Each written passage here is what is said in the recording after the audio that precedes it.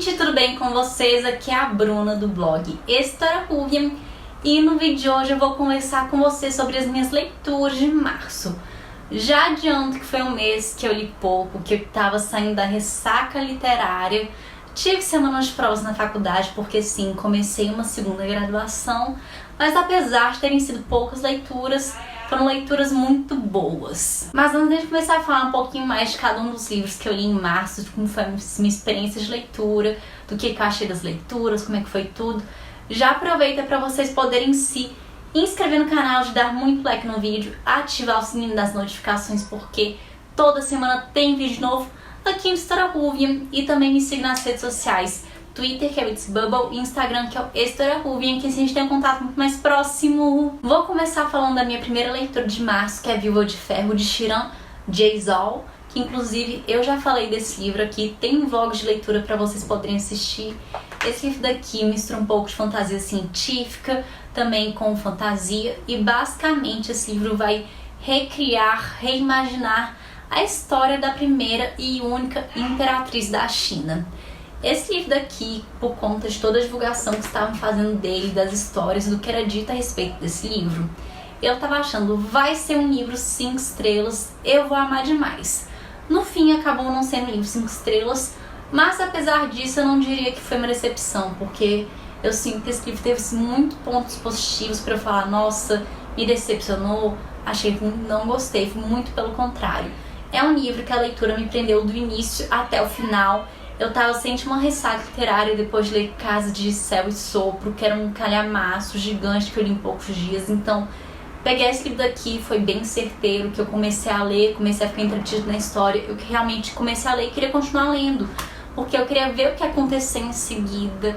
Fui surpreendida em vários momentos, e a personagem principal, a Zetian, ela me conquistou. Ela realmente pra mim foi o ponto central, meu ponto favorito, que ela é impulsiva. E, enfim, eu consegui comprar muitos detalhes da personagem, achei ela bastante complexa, assim como outros elementos do livro. E eu estou curiosa para poder ver a continuação, porque, se não me engano, deve ser uma trilogia, uma série. Mas eu vi muito potencial nesse primeiro livro, tem muita cena de ação, coisa dinâmica. Então, realmente, estou muito curiosa para poder ver como é que vai ser desenvolvida a história. Realmente eu vejo potencial aqui. O segundo livro que eu li em março, na verdade, foi essa graphic novel, que é Pássaro Branco, da R.J. Pallas, que é a mesma autora de Extraordinário. E, gente, já vou falar que foi 5 estrelas, favoritada, chorei demais, me emocionei. Basicamente aqui, Pássaro Branco vai se passar dentro desse universo de Extraordinário.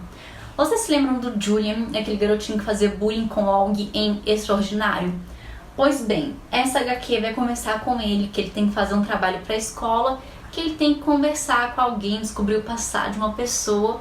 De fato, que ele resolve entrar em contato com sua avó, a Sarah, para poder saber um pouco mais sobre o passado dela, sobre a infância, sobre a vida dela. E a Sarah, a avó dele, vai contar sobre a juventude dela durante a Segunda Guerra Mundial, porque ela acabou vivenciando esse período que marcou a história, infelizmente.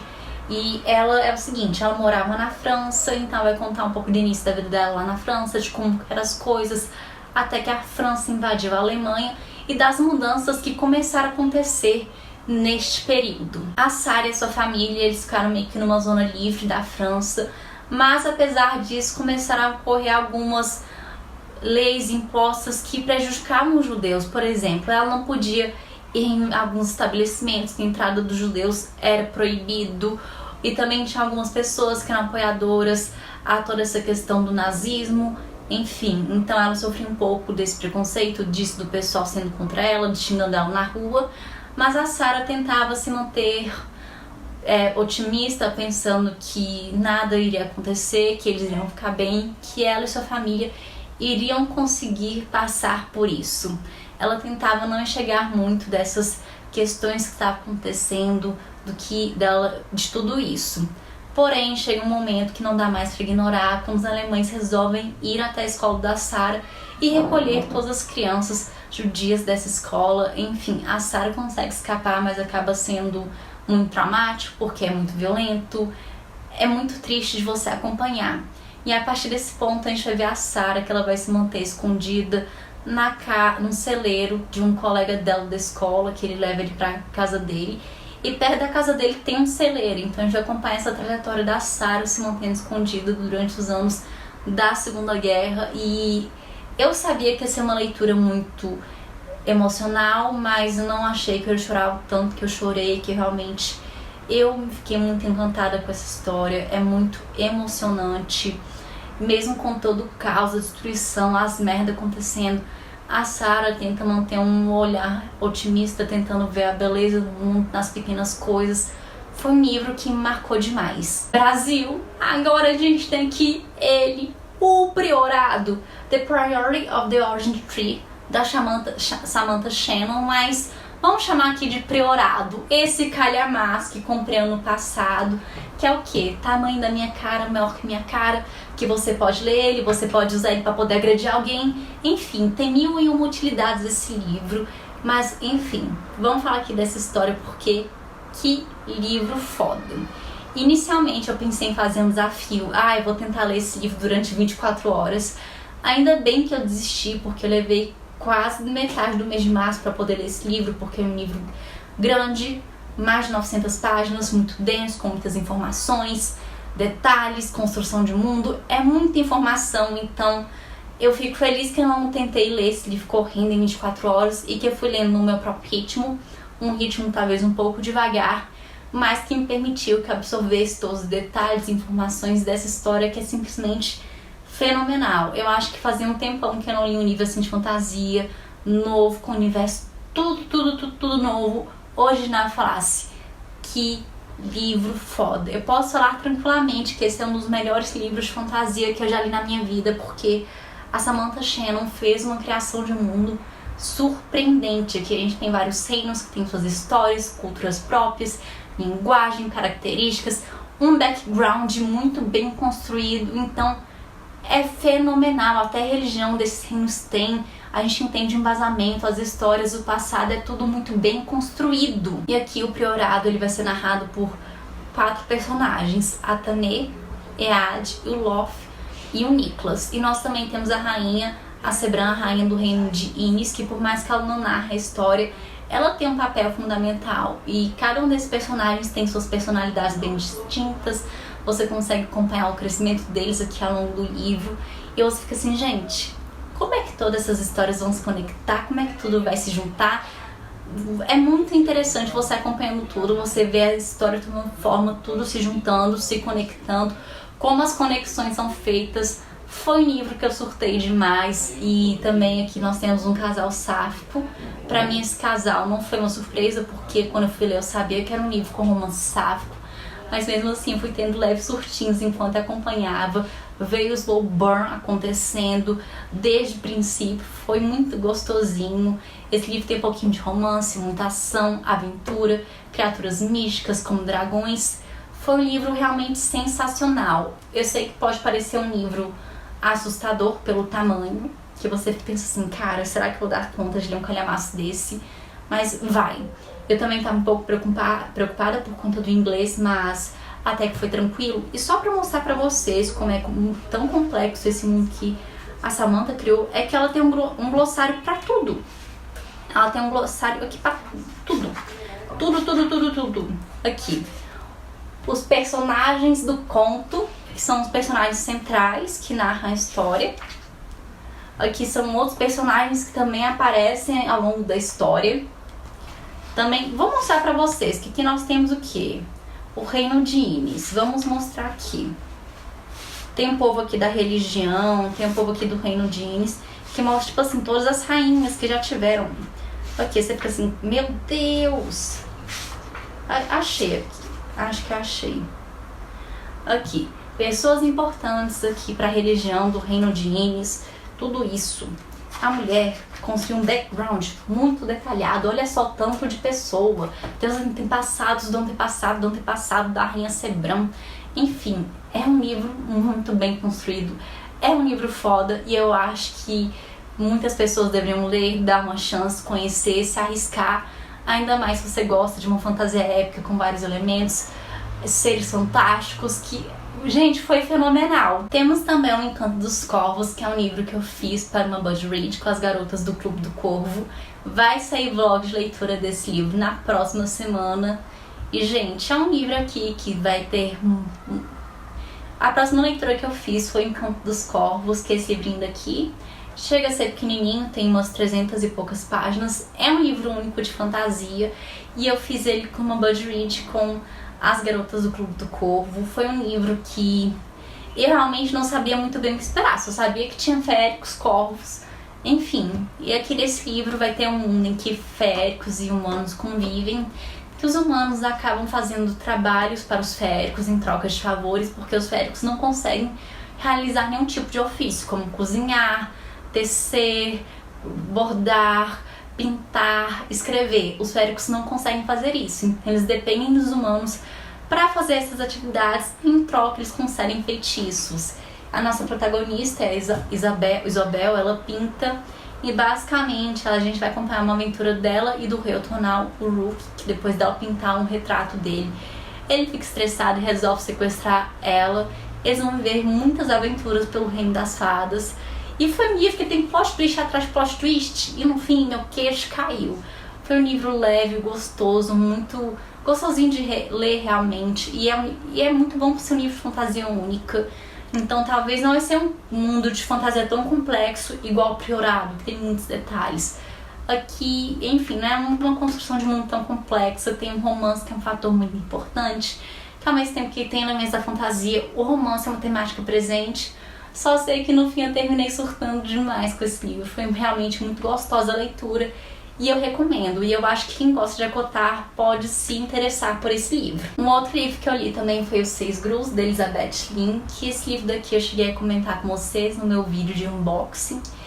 E aqui a gente vai acompanhar a história da princesa Shiori, que ela é a sétima de 6 filhos. E ela tem 6 irmãos mais velhos. Ela é a única garota. E basicamente a gente vai acompanhar ela no dia do noivado dela, que ela acaba meio que fugindo do noivo dela, que ela tá decidida que ela não quer casar, que ela não quer morar onde o noivo dela mora, que ela acha que a vida dela vai ser um inferno. E a partir daí, algumas coisas vão começar a dar um pouco complicado na vida dela. A Shiori, ela tem magia, só que a magia é uma coisa proibida no reino dela. E, enfim, ela vai acabar sendo amaldiçoada. Ela e os irmãos dela vão acabar sendo amaldiçoados pela madrasta dela, que é uma feiticeira. Os irmãos dela vão ser transformados em Grows. Aqui, um pássaro, como vocês podem ver na capa aqui do livro. E a Shiori, ela acaba ficando com uma tigela presa na cabeça dela, pra ninguém poder reconhecer ela. E ela não pode falar, porque se ela falar, os irmãos dela morrem. Então, no livro a gente acompanha essa tentativa dela de libertar ela e os irmãos da maldição.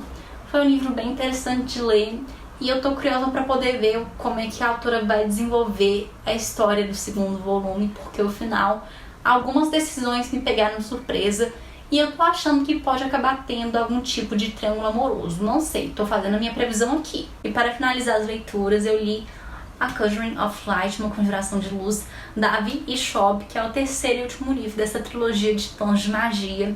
E vou começar falando que esse livro me pegou de surpresa, porque quando eu terminei o segundo livro, que é Um Tom Mais Escuro de Magia, eu já tinha imaginado tudo, o plot desse livro, como é que ia ser, o que iria acontecer. Eu já tava com tudo formulado na minha cabeça.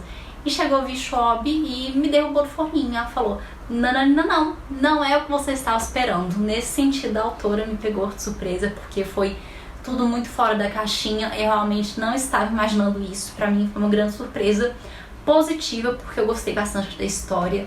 Aqui você consegue sentir o clima do perigo, é muito palpável, você fica tensa a toda hora, pensa assim, gente, tá tudo dando errado, será que esse povo vai conseguir resolver? Será que vai cagar tudo? O que vai acontecer? Você consegue sentir a aflição, você fica aflito com o que tá acontecendo.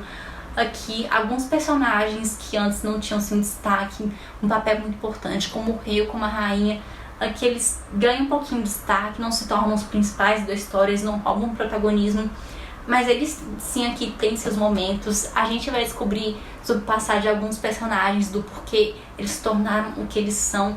É muito gostoso esse livro, é muito complexo. Gente, eu simplesmente amei.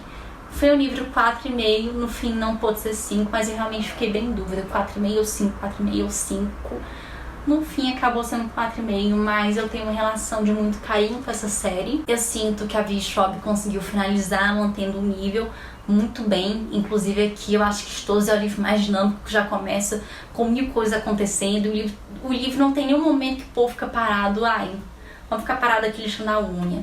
É muito dinamismo a cada hora, o pessoal sempre tá planejando uma coisa, fazendo uma coisa, sempre tem algo acontecendo e, gente, foi sensacional. Realmente, eu terminei esse livro, eu tava com muito medo, ou podia dar muito bom, ou podia dar muito ruim, e deu muito bom. No fim, eu terminei com um quentinho no coração, feliz com toda essa trilogia, a saga, de ver o amadurecimento dos personagens, os crescimentos, que apesar deles irem evoluindo, mudando, a essência ainda continua, permanece a mesma, e é muito lindo você ver como os personagens transformaram do primeiro livro até esse livro. Realmente você consegue ver o crescimento deles. E agora eu só espero que a Vi Schwab não invente de lançar um 4º livro, que 3 tá bom, tá ótimo, não precisa transformar em série, deixa como trilogia que tá ótimo, tá perfeito. E assim nós chegamos ao final do livro. Eu realmente espero que vocês possam ter gostado de conhecer um pouquinho das minhas leituras de março. Como eu falei, li pouco, mas foram leituras muito boas. Não tem nenhum livro que eu falei, cruzes, que treco ruim, ou nossa, que decepção, tô triste, odiei. Não teve nenhum livro assim que me trouxe essa sensação mais negativa. Foram experiências bem positivas no geral, que eu saí tipo assim, extasiada, feliz, em êxtase. Então realmente fiquei muito feliz com essas leituras. E eu sinto que em número de páginas eu também consegui ler bastante, porque eu peguei 2 calhamaços para ler, então acabou rendendo nesse sentido. E no fim, o importante não é a quantidade de livros que você lê, e sim a qualidade, se foram livros bons que você conseguiu aproveitar. E eu fico feliz que eu tenho tido um mês muito bom em leituras. E eu acho que a gente também tem que respeitar o nosso próprio ritmo, que agora com a faculdade, segunda graduação, o meu ritmo de leitura deu uma diminuída, mas tá tudo bem, não é uma competição. E eu acho que é gostoso isso, você lendo respeitando o seu ritmo, e tá tudo certo. Enfim, não se esqueçam de se inscrever no canal, de dar muito like nesse vídeo, ativar o sininho das notificações, porque toda semana temos vídeos novos aqui no Editora Ruvian. E também aproveita e compartilha esse vídeo com seus amigos e amigas, até porque aqui tem muita dica boa de livro. Realmente, esses livros são livros que realmente me deixaram feliz, animada, que eu tive uma experiência muito positiva. Então eu recomendo pra vocês, que quando eu gosto, eu falo assim, pode ler. Recomendo, mas quando eu não gosto, eu não vou mentir pra vocês, não vou ficar passando pano, não vou ficar tentando contornar. Quando eu gosto, eu falo, quando não gosto, também falo, vocês já sabem. Enfim, me contem aqui sobre o que vocês acharam das minhas leituras de março, se vocês conhecem algum desses livros, ou se vocês têm vontade de ler. E me contem também no mês de março pra vocês, se vocês leram muito ou pouco, foram leituras boas ou não. Me contem aqui que eu quero saber. Muito obrigada e até a próxima!